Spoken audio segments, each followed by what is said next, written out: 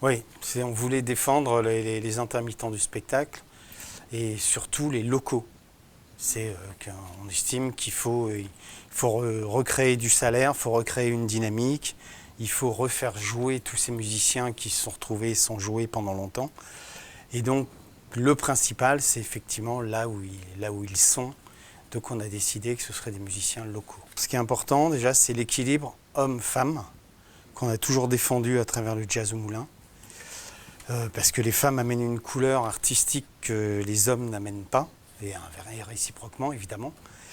Donc ça c'est important. Donc il y a des formations qui existent déjà, telle Anita Farmin, Ila Tamasi Trio, et puis des créations spécifiques pour les 10 ans du festival.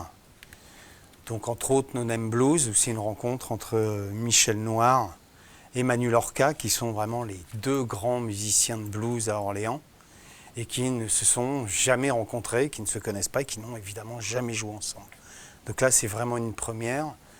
Et ils sont enthousiastes, quoi. Évidemment, il y a eu un peu de peur au départ, mais maintenant, ils sont enthousiastes après plusieurs répétitions. Et maintenant, Manu Lorca, il est dans le sud, et puis Michel Noir, il est resté à Orléans. Mais Manu monte souvent, et alors, il bosse soit par Internet, soit sur place en répétition, mais ils amènent chacun un bout de leur répertoire et je pense qu'ils vont créer des morceaux. Mélanie Loisel, elle joue de la contrebasse. Elle est souvent un peu effacée, on ne la voit pas trop dans les formations de jazz. Elle participe à beaucoup de formations et elle est très expérimentale dans ce qu'elle fait. Et là, du coup, elle s'est mise au chant, donc elle va se retrouver forcément sur le devant de la scène. Et ça va être un solo avec un personnage qu'elle a inventé, une langue qu'elle invente.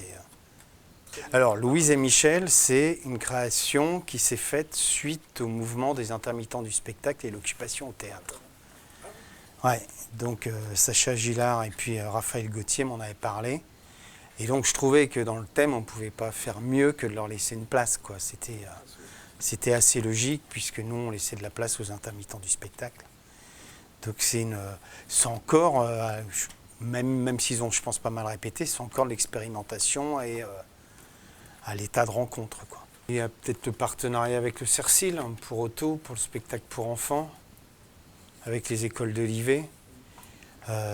Du coup, c'était quelque chose qui avait déjà été créé lors d'un autre festival qui s'appelait les Ramis. Et l'idée, c'était de faire perdurer ce projet qui est autour de l'histoire d'Otto, un ours en peluche, et qui parle de toute la Shoah, tout ce qui s'est passé lors de la Deuxième Guerre mondiale, et de le faire de façon accessible pour les enfants. Et à l'accordéon, c'est Fred Ferrand, qui est plutôt sur quelque chose un peu d'expérimental, de fond sonore, de bruitisme, et donc je trouvais que c'était intéressant pour les enfants. Et voilà, donc on a proposé ça aux écoles d'Olivet et à l'Alliage qui étaient enthousiastes, quoi. Cette 10e édition est se clôture par un apéro-concert avec le conservatoire d'Olivet, puisqu'on a décidé de leur laisser une place et que c'était important aussi de montrer ce qu'ils faisaient, ce qu'ils pratiquaient sur Olivet. Et ensuite, il y a 2 rencontres création. Donc la première, c'est entre Vincent Viala et Hussein, qui est un tabliste indien. Donc c'est piano et tabla. Donc c'est vraiment une création. J'avais demandé à Vincent quel était le musicien avec qui il aimerait jouer, et instantanément il m'a parlé de ce musicien-là. Donc j'ai dit on y va, banco, quoi, si lui il est d'accord. Et la deuxième, la clôture, du coup, vraiment la grosse clôture, qui du coup était un octet, est passé nonette, et maintenant ils sont 10.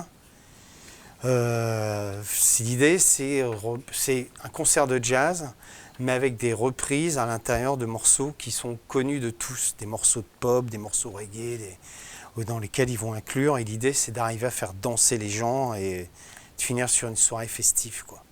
Donc ça va être très riche artistiquement, parce qu'ils sont nombreux, hein.